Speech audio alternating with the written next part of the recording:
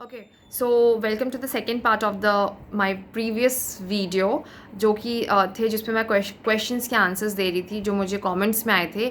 और अब जो ये मैं वीडियो बना रही हूँ इसमें वो क्वेश्चंस के आंसर्स है जो मुझे लोगों ने जो जितने भी एस्पायरेंट्स हैं उन लोगों ने मुझे जो मेल आईडी में पूछा है। ओके सो इसमें बहुत सारे क्वेश्चंस हैं। So let's get started. Are the washrooms attach to the rooms and no, the washrooms are not attach to the rooms. Kolkata SSB Kolkata में ये अटैच नहीं थे, बट हाँ डिफरेंट सेंटर्स में रह सकते, बट मुझे आज तक तो नहीं मिले। हर जगह कॉमन वॉशरूम्स होते हैं और वो यूज़ करने पड़ते हैं, बट येस बहुत ही क्लीन होते हैं, बहुत क्लीन, तो ऐसा कोई चिंता करने वाली बात नहीं है।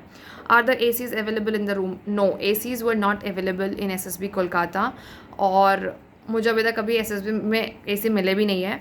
बट हाँ कूलर्स अवेलेबल होते हैं, बट एसएसबी कोलकाता में कूलर्स भी अवेलेबल नहीं थे। देखिए ये सारी चीज़ें अवेलेबल होती है, बट ना ये पैंडमिक की वजह से बहुत सारी चीज़ें यूँ ही निकाल के रख दी गई। तो पैंडमिक के कारण कुछ चीज़ें हैं जो उन लोगों ने हटा दी है, तो मे बी कूलर भी इसी वजह से ना दिया हो। ठीक है। Are we not allowed to carry watches even if it is not a digital watch? No, मतलब नो और येस मैं कैसे बताऊँ, आप अपने पास रख सकते हैं but you can not use your watch during the testings. जब आपका साइकोलॉजी टेस्ट होगा, जब आपका जीटीओ होगा और जब आपका इंटरव्यू होगा, उस टाइम पे आप वॉचेस नहीं कैरी कर सकते। ठीक है। I have got my test done on 27th and I have to report on 31st morning with a report dated 27th will be okay since I reside in NCR it takes 72 hours to get the report. Yes, it's okay. Yes it's okay to have reports 2-3 दिन पहले का। उतना वो लोग date specific होकर check नहीं करते because every one knows कि जो आजकल RT-PCR टेस्ट की रिपोर्ट्स आती है वो थोड़ा टाइम लगती है आने में। So it's okay, but make sure कि बहुत लंबा गैप भी ना हो आपके SSB जाने में और आपके RT-PCR की रिपोर्ट में। 2-3 days तक it's okay. Next question is, he Shalini, my geopolitics knowledge is very weak. Should it be a disadvantage for me in interview? No, not exactly a disadvantage, but I would say कि थोड़ा बहुत knowledge is good if you have. और अगर आपका geopolitics knowledge अच्छा नहीं है तो at least have your geographic good, like कि कौन से ओशंस किस साइड पे है और इंडिया कौन से इंडिया की नेबरिंग कंट्रीज़ कौन कौन सी है, उनके थोड़े बहुत कैपिटल्स। और पर्टिकुलरली जो मैंने फेस किया है इंटरव्यू में क्वेश्चंस वो यूजुअली इंडिया के अंदर से रहे हैं और इंडिया के जो स्टेट्स है, तो मान लीजिए पर्टिकुलर स्टेट हो गया लाइक आंध्र प्रदेश, तो आंध्र प्रदेश के कौन कौन से नेबरिंग स्टेट्स हैं, या छत्तीसगढ़ तो इसके कौन कौन से नेबरिंग स्टेट्स है, ये सारी चीज़ें इंपॉर्टेंट हो जाती है। यही चीज़ें फिर आप अगर वर्ल्ड लेवल में भी देखते हैं तो भी इंपॉर्टेंट है, but now it depends on luck कि वो आपको क्या पूछते हैं। बट अगर आपसे नहीं पूछते हैं या पूछ भी लेते हैं और आपको नहीं भी बनता है तो भी it's like okay okay kind of thing, इसमें कोई बहुत बड़ा डिसएडवांटेज नहीं होगा। बट फिर भी जाने से पहले अगर आप वर्ल्ड मैप और इंडिया का मैप थोड़ा सा देख लेंगे तो जो जियोग्राफी है, जियोग्राफिकल एरियाज़ जो है वो आपको समझने में काफ़ी आसानी होगी और आपको याद भी हो जाएगा। It's not a big deal. और जियो पॉलिटिक्स की जहाँ तक रही बात तो it's a very huge topic, और अगर आपका इंटरेस्ट है उसमें तो go for it definitely.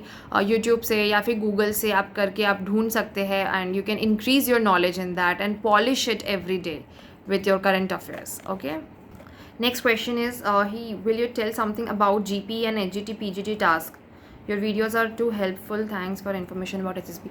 Okay, so जो GP है इसके बारे में मैं स्पेसिफिकली क्या ही मतलब बताऊँ, बट जैसे ये आप लोग को पता ही होगा कि ग्रुप प्लानिंग एक्सरसाइज में क्या क्या होता है। 4 प्रॉब्लम्स होती है, उसमें हमको चारों प्रॉब्लम्स को प्रायोरिटाइज़ करना होता है, जिसमें यूजुअली या तो किसी इंसान की जान की किसी की लाइफ को डेंजर होता है, या फिर बहुत सारे स्कूल में बच्चे हैं, वहाँ पे कुछ फंक्शन चल रहा है, वहाँ पे बॉम्ब अटैक होने वाला है, और anything it could be.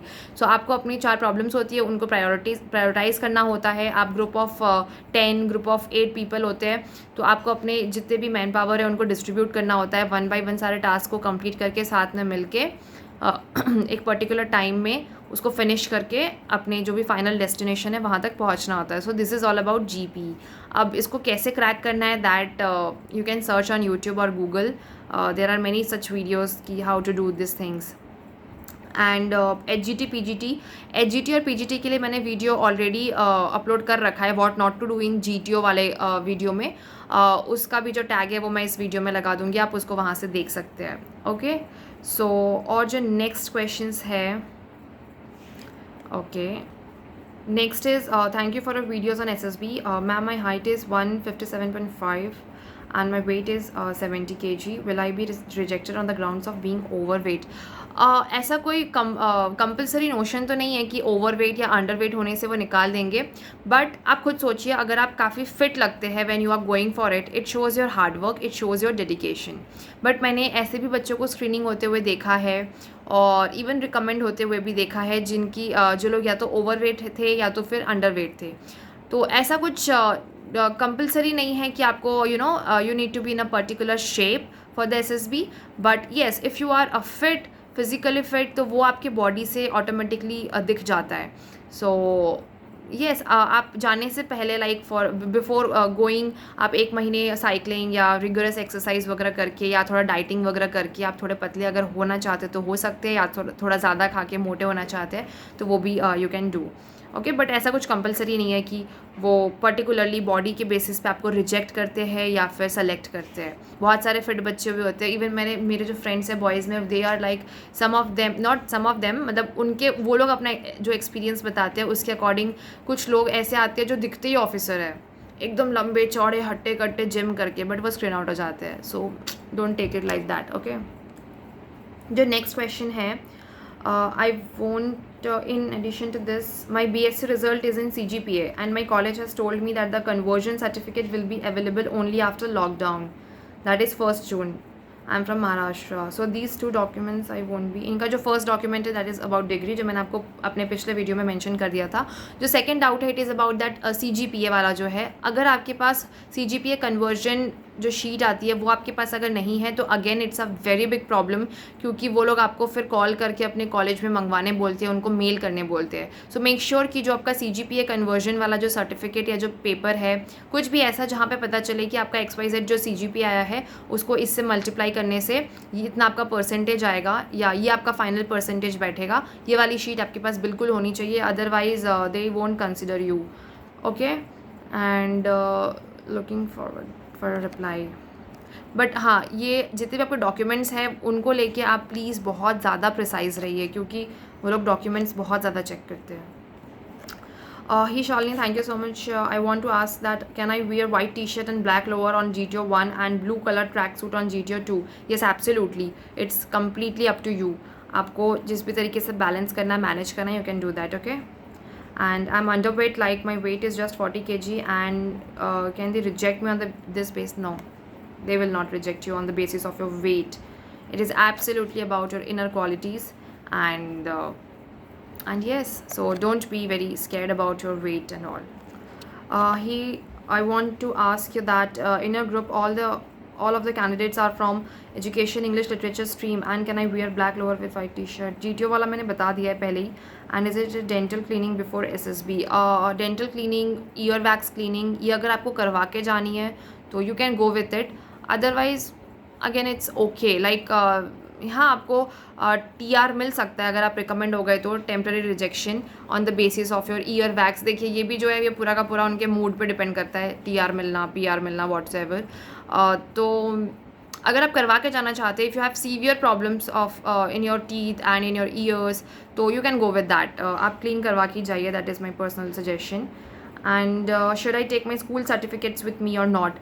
School certificates में अगर आपने कहीं पे भी अपने स्कूल को रिप्रेजेंट किया है स्टेट में या कंट्री में, और वैसे ही अगर आपने कहीं अपने कॉलेज को रिप्रेजेंट किया है अपने स्टेट में या कंट्री में, तो वो वाले सर्टिफिकेट्स ले जाइए. बट ये जो जैसे मैं KV में थी तो हमारे हर सैटरडे को CCA पीरियड्स होते थे, उसमें बहुत सारे प्रोग्राम्स को करिकुलर एक्टिविटीज़ होते थे, और उसके सर्टिफिकेट्स अगर आप ले जाते तो that is of no use. But इसके अलावा अगर आप ले जाना चाहते हैं तो बिल्कुल आप ले जाइए जिसमें भी आपका कुछ स्पेशल बिग अचीवमेंट रहा हो. ओके, जो नेक्स्ट क्वेश्चन है, I want to ask that for formal shoes we can wear ballerinas also. Yes, you can wear anything that looks formal. Okay, but make sure, मैंने ये अपने पुराने video में भी बताया है कि आप अपने शूज़, स्पेशली जो गर्ल्स है, मेक श्योर कि आपके जो शूज़ है वो बहुत ज़्यादा कंफर्टेबल हो. लड़कियां जो बेलीज पहनती है वो ऐसे वी कट में होती है, फिर उनके पैर के जो टोज़ है वो छिल जाते हैं, कट जाते हैं पीछे से भी. तो फिर मेक श्योर कि ये सारी चीज़ें ना हो, क्योंकि ये बहुत प्रॉब्लम क्रिएट करती है आपको कॉन्सेंट्रेट करने में इन योर टेस्टिंग्स. सो आप जिसमें भी कंफर्टेबल हो उसको लेके जाइए एंड मेक श्योर कि इट लुक्स फॉर्मल, ओके। और हाँ, बेलीज बिल्कुल यूज़ कर सकते हैं विथ हिल्स और विदाउट हिल्स। जो हिल्स भी वो इतनी नहीं होनी चाहिए, it should be like small heels, okay. जो नेक्स्ट क्वेश्चन है, how much time required for airport to railway station, Sealdah station, and is there any transport available? Transport is available, but जो टाइम ड्यूरेशन है that I don't know, because मैं कभी भी कोलकाता में airport to Sealdah या airport to Howrah station directly नहीं गई, सो इसलिए मुझे इस चीज़ का कोई आइडिया नहीं है, ओके। आप डिस्टेंस चेक कर लीजिए गूगल में। लेक्चर टॉपिक्स, इसका वीडियो मैंने ऑलरेडी अपलोड करके रखा है। और जो थर्ड है इनका, are they asking technical questions as I masters in chemistry, so should study of that also?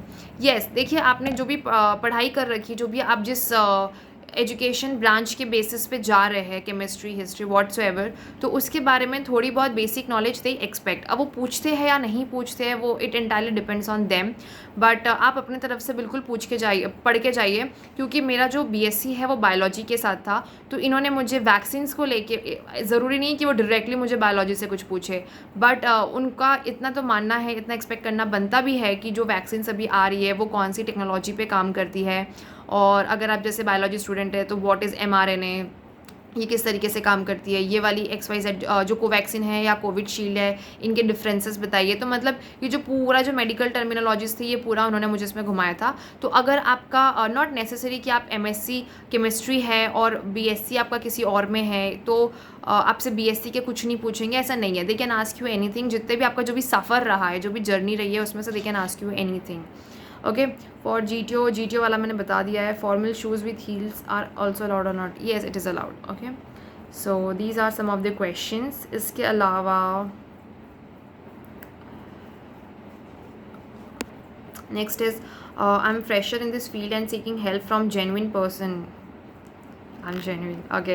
Would you please share your suggestions and all documents required during COVID situation? जो documents वाली सारी चीज़ें थी वो मैंने मेरे वीडियो में upload कर दी थी। कौन सा वाला वीडियो? वो फ्रेशर्स वाला जो वीडियो है, येस, उसमें आप जाके डॉक्यूमेंट्स देख सकते हैं, कौन कौन से डॉक्यूमेंट्स की नीड है। और सजेशंस तो मैं एक के बाद सारे वीडियोस में डाल ही रही हूँ, जो मेरे पर्सनल एक्सपीरियंसेस पे बेस्ड है। ये मेरे सजेशंस देखिए, कोई भी एसेसर्स वाले सजेशंस नहीं रहते। It is entirely dependent on my own experiences and my friends experiences.